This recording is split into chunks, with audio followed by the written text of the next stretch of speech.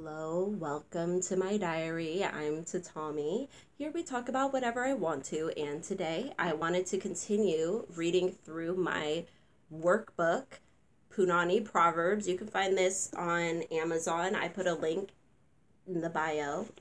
And we are on the fourth one, which is No Womb is an Island. I think this is a really beautiful one for reminding ourselves of how communal, really, our bloodline is and our connection to our ancestry is, right? Thinking about how we're born with all of the eggs that we'll ever have. And that's the children that we may someday have. That's the children we may someday choose not to have. We were once that for somebody else. So there's just this really beautiful connectivity between it all. And that's what we focus on with this proverb.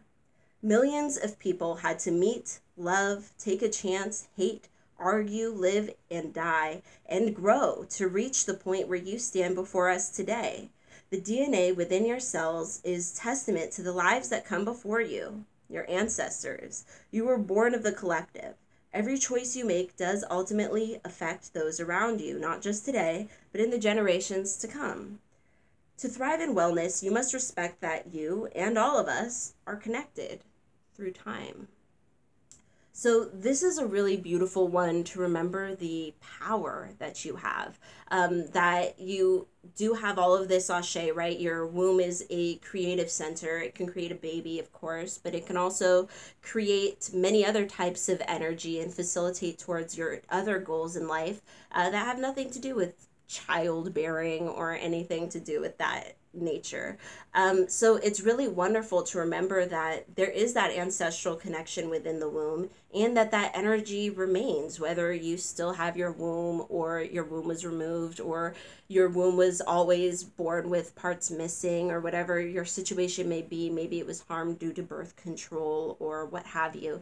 There's so many different stories, especially as we are in this time in humanity where still people want to control the womb so bad. And so we're at this point where, women also want to control their womb so that they're not subject to situations and being locked into things that they didn't want to be. And so then we're therefore so willing to subject ourselves to so many different experiments to figure it out. So there's just so many ways that we can become disconnected from our womb, feel so lonely with our womb circumstances, feel like we're the only person we know with fibroids, the only person we know who's had surgery, the only person who these birth control methods didn't work for or did work for. And so it can start to feel so lonely.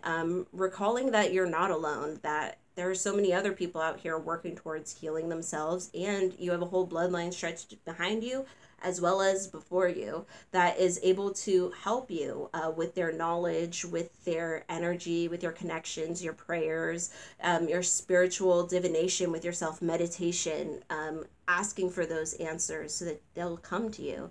And remembering that you can ask, that you're not so alone that you can't ask. There are resources, and there's the spirit, there's intuition as well. So finding those and holding on tight and remembering that, even when you are feeling lonely or you're taking a break for yourself to be alone, that you're never truly alone, that is still connection between everybody around us. We're all connected, right? All right, thank you so much for watching.